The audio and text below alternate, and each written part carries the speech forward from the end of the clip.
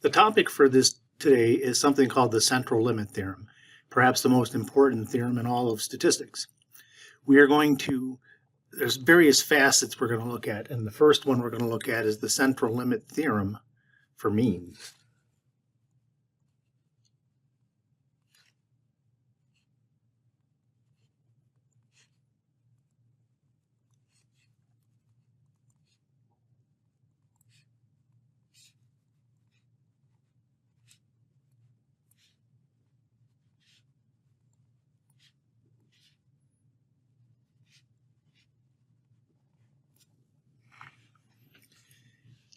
Now, let me present a situation. So suppose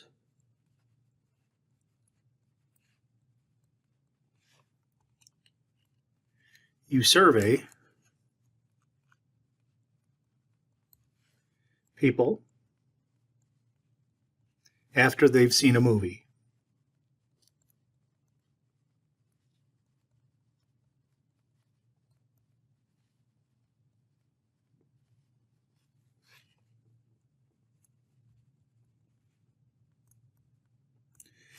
Now, the rating, let's say you ask them to rate the movie between 1 and 4 stars.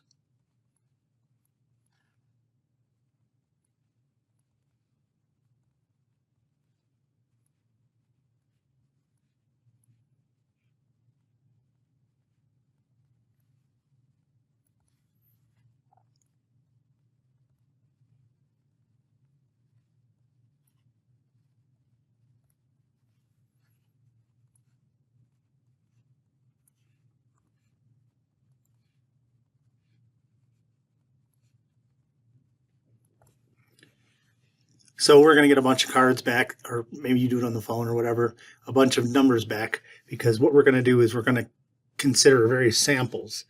Consider each theater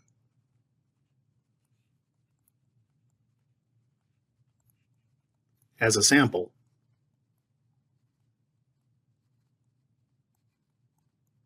That is, after they've seen the movie, you send some sort of a survey to their phone.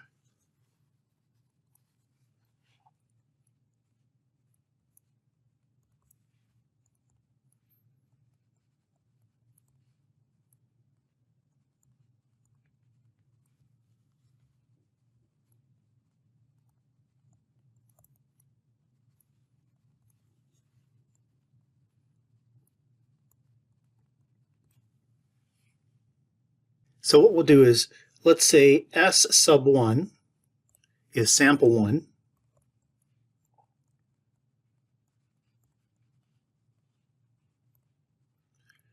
From theater 1.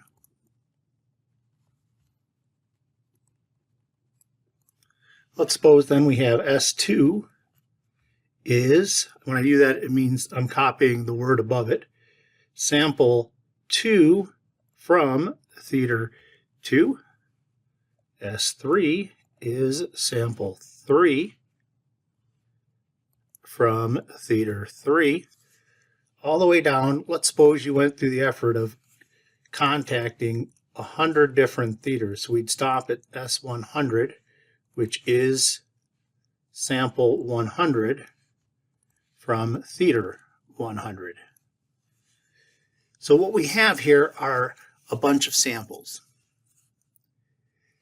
Now, next what we're going to do is let us make sure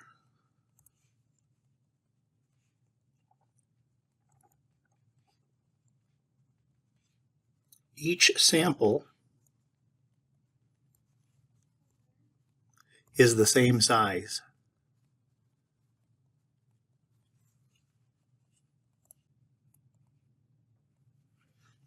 So one way you could do that is if I were to get varying size samples, then I could simply look at whatever theater I got the least amount of material from. Let's say I had only got 30 respondents from one of the theaters. Then I would make sure to get rid of any samples that were more than 30 people. I wouldn't get rid of the samples. I would just toss out individual responses until I achieved a sample size of 30. That way I'm uniformly at 30 all the way across. So suppose we choose n equals 30 to be the sample size.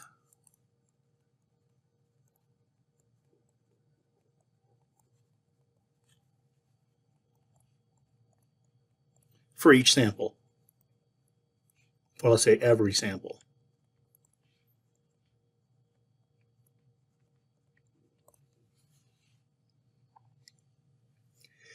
What we're going to generate then is, I'm going to write this. X bar 1 is the mean of sample 1.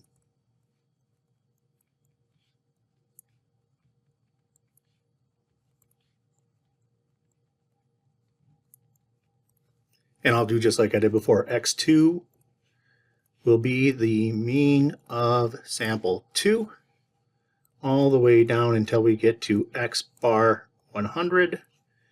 That will be the mean of sample 100. Now we have a collection of data. Let me call my collection M. We'll have 100 individual means.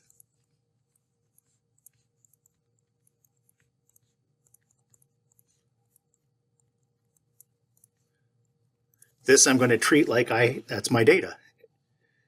Well, what happens when you go to start graphing it, if you graph these means, you'll have a minimum of 1 and a maximum of 4. And I don't know, about 0.5 maybe be the highest it might go. But what's going to happen is the curve is guaranteed to look like a normal curve, a bell curve. That's part of the theory. And so this is just by, say, x1 had a mean of, I don't know, let's say 2, which would be, this is actually right under there, might be about 2.5. I think that's about right. So you might had the number of 2.5 ratings may have been, would have been the highest of all of them. But that's what the central limit theorem guarantees. It guarantees that if we make sure that our sample sizes are large enough, we can get a curve like that. And the sample size is this. N equals 30 is a theoretical necessity to make it work, but I'm not going to concentrate on that for now. Let me show you it in action and show you how it works. Here's an example to illustrate what I'm talking about. We have an unknown distribution, so we don't know that it's normal or not. Has a mean of 45 and a standard deviation of 8. Samples of size 30 are drawn randomly from the population. Find the probability that the sample mean is between 42 and 50. This is different than the problems we did in the past. In the past, I would grab an individual and see if that individual response was between certain numbers. But here we're looking at the mean of a sample. So I'm picking a sample at random and looking at its mean. So the same things work as before. Here, when they say the mean, that's still going to be related to mu. N equals 30 is important. The standard deviation of 8. And then we want to be between 42 and 50. So the way it looks, it doesn't look anything different from a normal distribution to begin with. Here, the mean was 45. And we want to go between 42 and 50.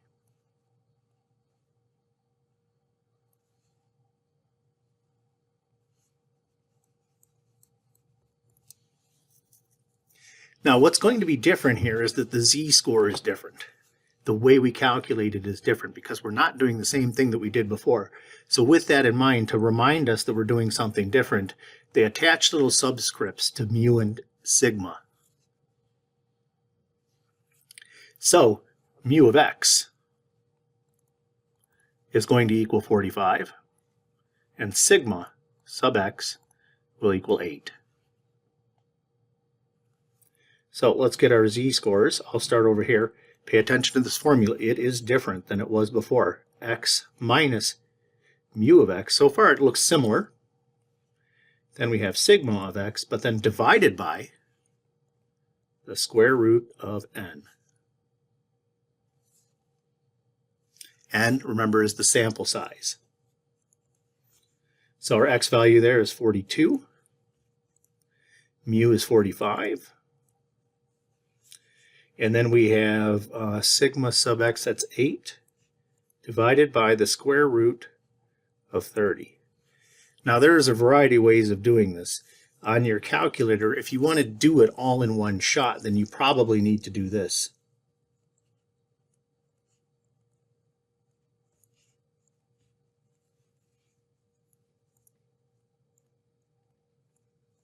Something like that is probably what you want to do.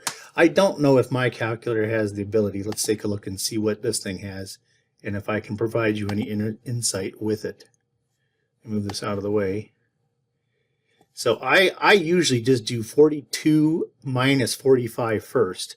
So, and I know that's going to be negative 3. So I'll just start with negative 3. Oh, I think I need to press negative afterwards. There's my negative 3. Then I want to divide by all that. It keeps a picture up here with what I'm doing. So you divide. It might be hard to see, but it's up in there. It has negative 3 divide. Now what I'm going to do to make sure I have all of this in here, I'm going to put a parenthesis. I'm starting a parenthesis. And then I'll do 8 divided by. Then we type 30, but I hit the square root. So it did do 8 divided by the square root of 30. Finish the parenthesis. And now I'm ready to say equal. So I see I get about negative 2.05. Remember, it's a z-score, so you want to do only 2 decimal places of accuracy because you still are going to use the same table that you had before. This one over here, then x is 50. The mu x is the same, that's 45. And then we have 8 divided by the square root of 30. So I know the top is going to be 5 divided by, and I need a parenthesis, 8 divided by 30. I got to click on the square root, finish my parenthesis, and hit enter. This side I get 3.42.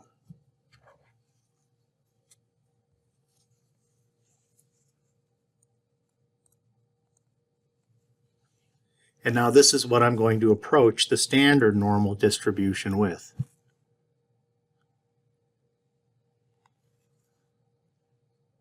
So remember, this one has mean 0.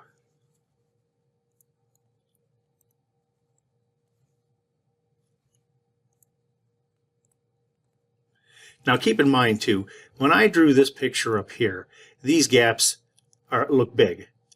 When I come down here, because I'm more familiar with the standard normal distribution graph, I can draw these more appropriately for the correct size. The thing we want is in here, and this right here, we use the table to get that. You look up negative 2.05 in the normal table.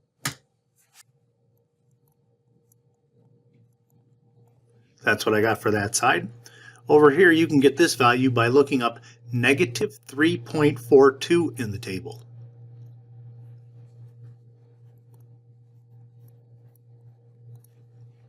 As before, our probability is given as the stuff inside, 1 minus 0.02018 minus 0.00031.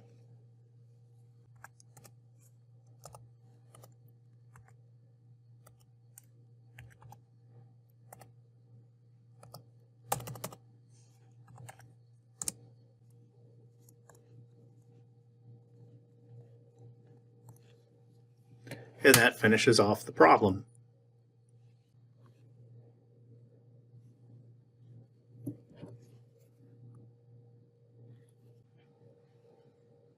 Here's an example from the textbook. It says the length of time taken on the SAT for a group of students is normally distributed with a mean of 2.5 hours and a standard deviation of 0.25 hours. And then we have a sample of size 60 is drawn randomly from the population. It says find the probability that the sample mean, once you see that, you know that you're dealing with this formula.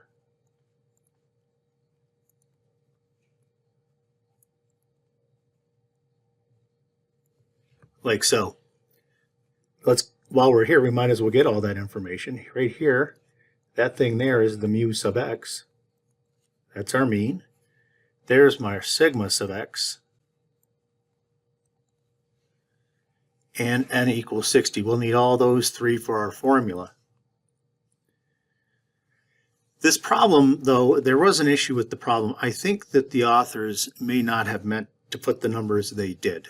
So I'm making an alteration to the problem.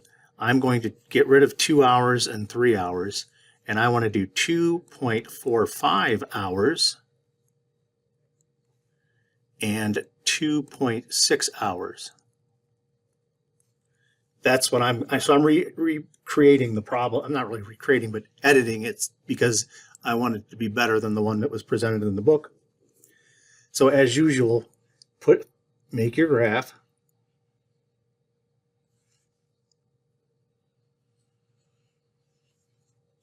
Put the mean that you're given.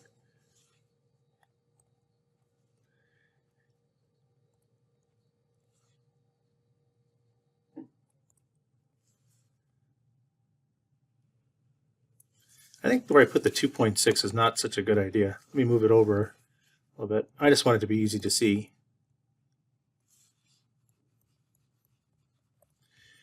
There's the shaded region. Now let's go get our z-scores. 2.45 will have its own z-score.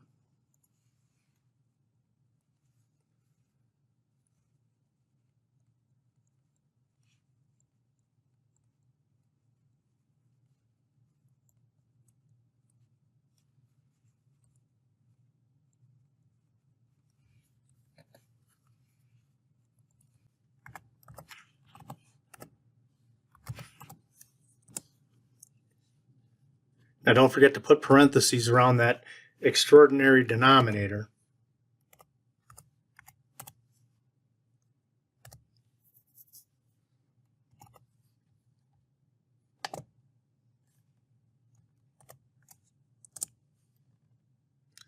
I get to 2 decimal places, negative 1.55.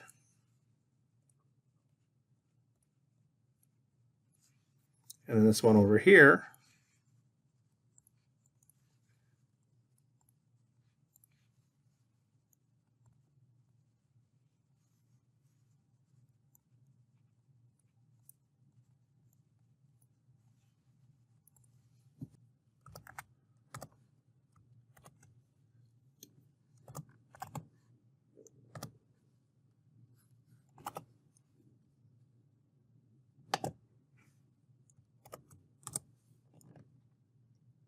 the other side I get to 2 decimal places, 3.10.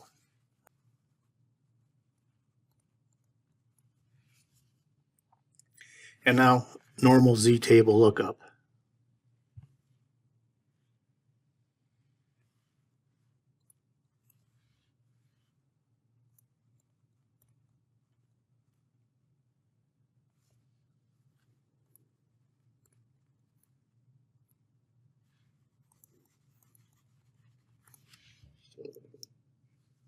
As before, you can find the area of that directly from the z-table.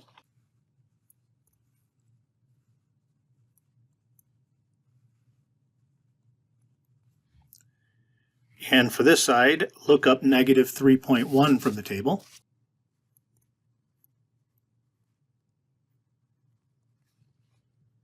And finally,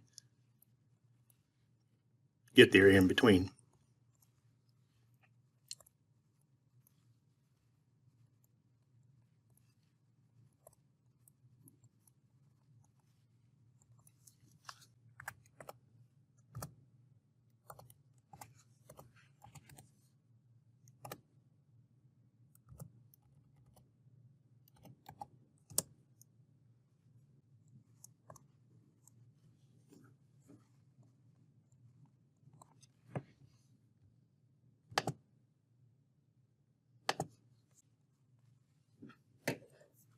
And there's our final answer.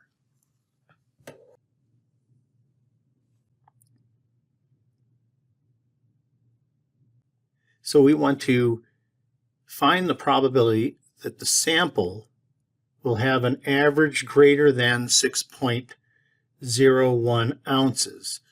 So they want a sample will have an average. That's the same as mean. So we have a sample of 34 cans. So this is appropriate, what we're doing here. Let's draw a picture. So the mean that they're telling us is going to be 16. I'll use the decimals like they are. 16.01 I'll put about here. This is the range they're talking about. And they're saying you take a sample, compute its mean. Does its mean, what's the probability that the mean is greater than 16.01? Well, since we're talking about a sample and the average of a sample, we need to use the new z equation. So this 16.01 here, I'm going to write z equals x bar minus mu sub x all over sigma sub x divided by the square root of n. And of course is the size of the sample space. The x is listed there, 16.01 minus 16. That was the mu that was given. Where'd it go? Here's the mu that was given. And then here's the sigma that was given. Sigma 0.143. And divided by the square root of 34.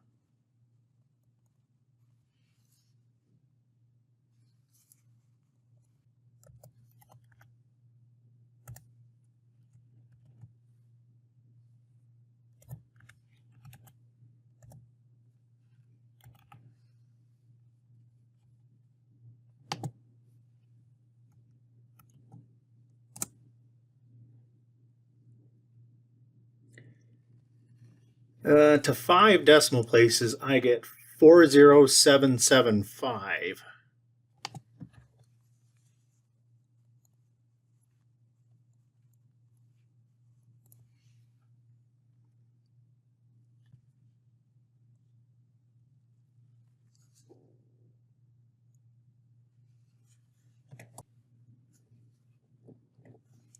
Here's a problem from the practice section of your textbook.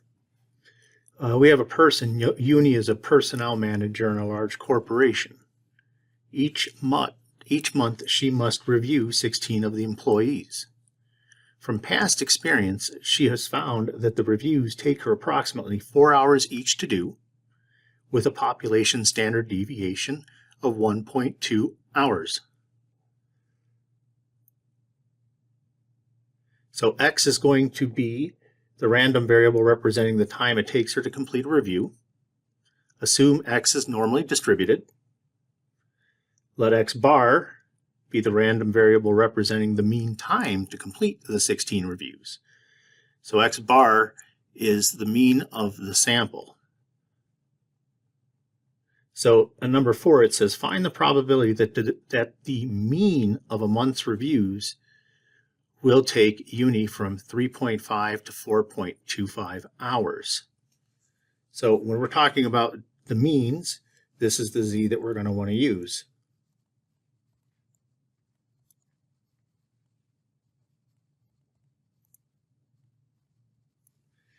And in this case, well, I'll take care of it after I get a picture. The mean, let me circle the important numbers. 4 hours there, that'll be our mu sub x. And then 1.2 hours, that'll be our sigma sub x. 16 is the size of the sample. And I think I have everything I need there. Well, actually, the question itself, where's that part of it? We want to know between 3.5 and 4.25 hours. So you can really think of this as each month, Uni has accomplished a sample. And then she can take the mean of that at the end of each month. So at the end of a year, she would have 12 pieces of data.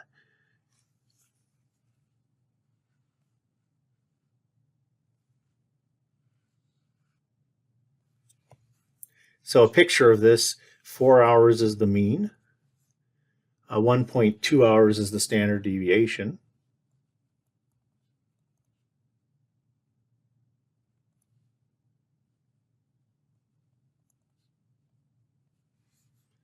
And our range that we're interested in is from 3.5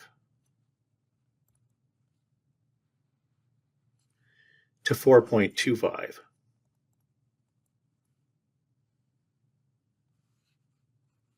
So it's in there. Let's go get our z-scores.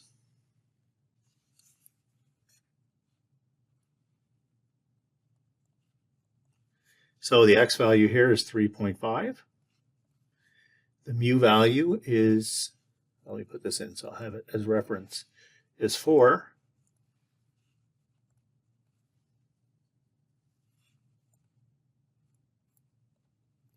Now you can always save yourself some trouble with the calculator, especially if you have one that doesn't have a lot of capability like the one I'm using on this computer. You could do this part, top part in your head, and things like the square root of 16 you know are equal to 4. So a lot of it you can save yourself the trouble. Nonetheless, I'm going to do this one all the way.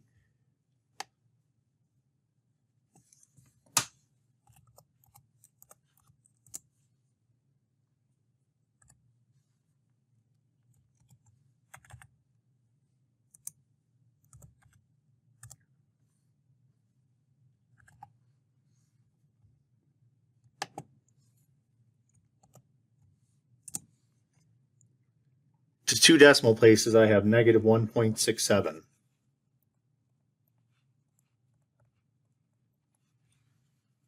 This one over here,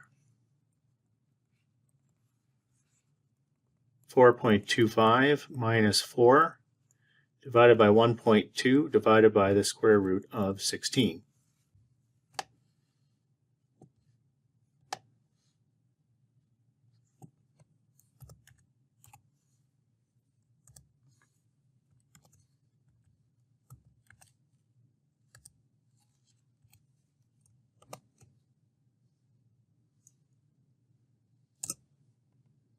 The other side I got 0.83.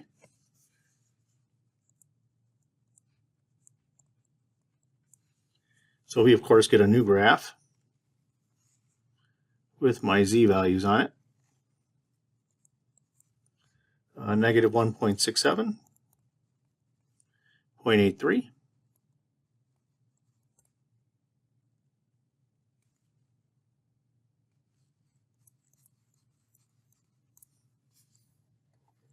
And go ahead and look up the values in the table.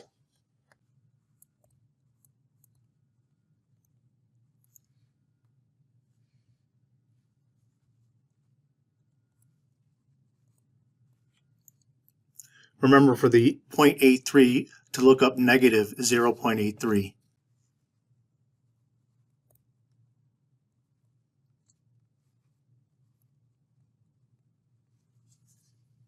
And as with all the other problems, we're going to take this 1 minus 0.04746 minus 0.20327.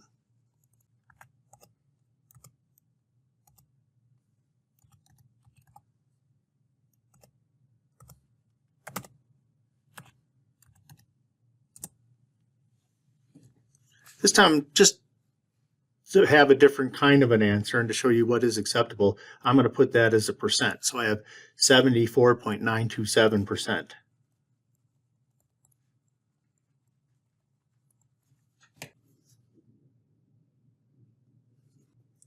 This problem is still attached to the previous problem. So let me bring down the information we had from the previous problem into this one.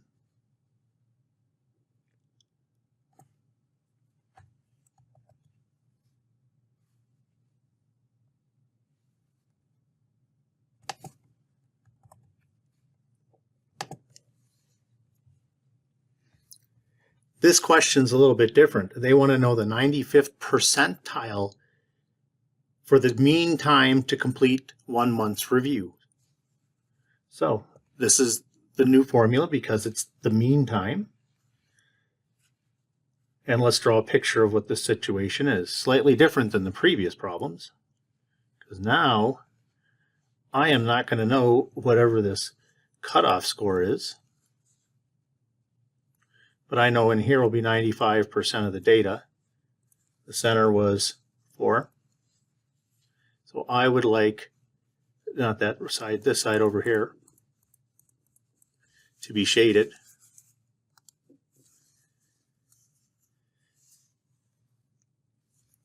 So what we have to do is first go into a Z land and copy down the problem. Except over here in Z land, the mean is 0. We don't know this. So actually this is what we want to find over here.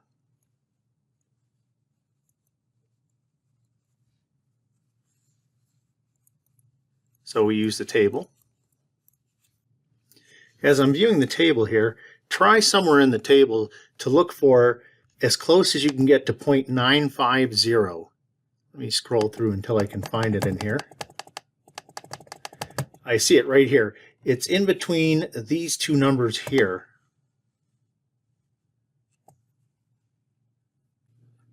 All right, so I've got my number trapped between these two. Notice I'm at a little below 95% on the left and a little above 95% on the right.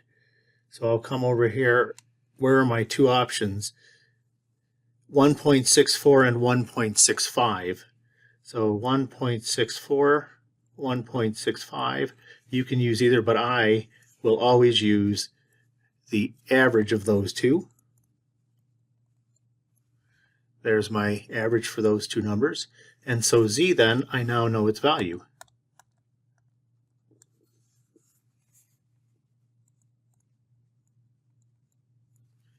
Now I got to go back and get X.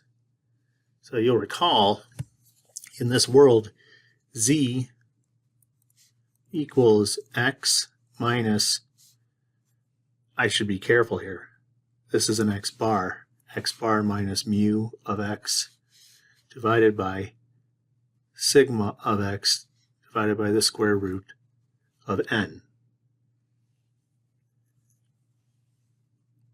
Now some of the information we knew. X bar is what we're looking for. The mu sub X was 4. Sigma sub X was 1.2. The square root of 4, the square root of 16 is 4. So you can put that or the square root of 16, I really don't care. I'm going to go one step further. 1.2 divided by 4 is 0.3.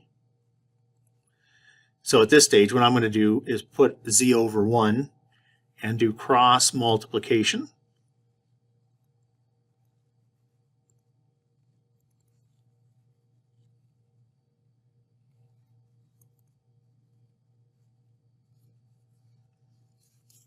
That's Z. I actually know that value. That was 1.645.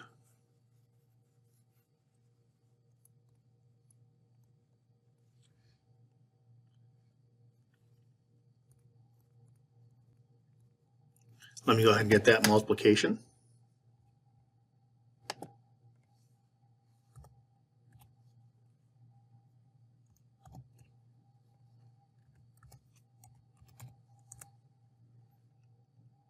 I get 0.4935.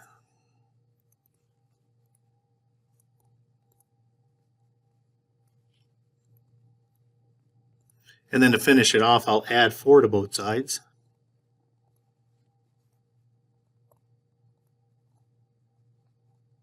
So 4.4935.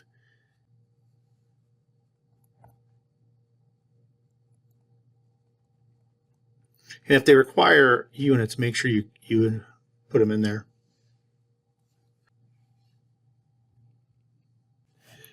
This question still goes with the example that I came up with, But the question's different this time. It says find the probability that one review. It says one review. It didn't say the mean of a sample. It said one review. So we're taking a random item from a population and doing this information on it. So we are going to use the old z-score because we're not being asked for the sample mean.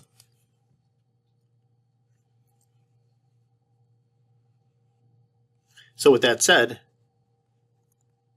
I don't have to put the little sub x. And there's no necessity to even talk about n because that's not even in that formula. I think it was average was 4 hours, 3.5, 4.25.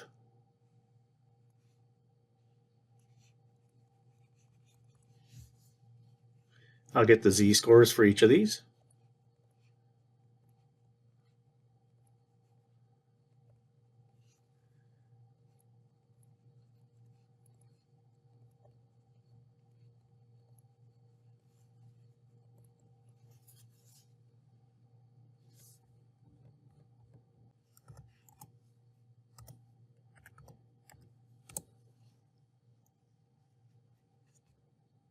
To 2 decimal places, I'll have 0.42, negative 0.42. And on the other side,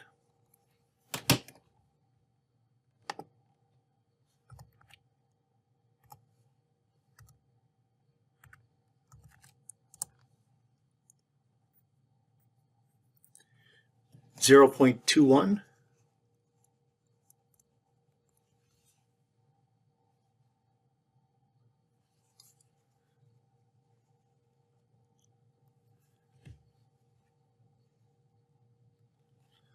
Monster curve this time. Then we have 0, negative 0.42, 0.21. There we go. I can do this directly from the table.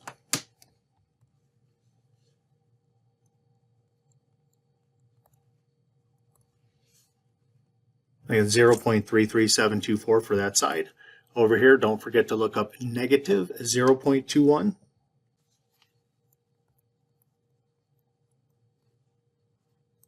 I don't know if you can tell what that looks like. Something went wrong with my stylus. That's 0.41683. And then let's go ahead and get the area of that stuff inside. I will take 1 minus 0.33724 minus 0.41683.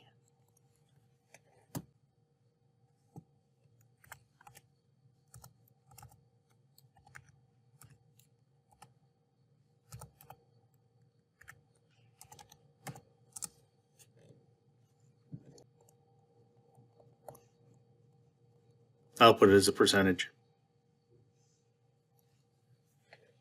So we've learned something new here.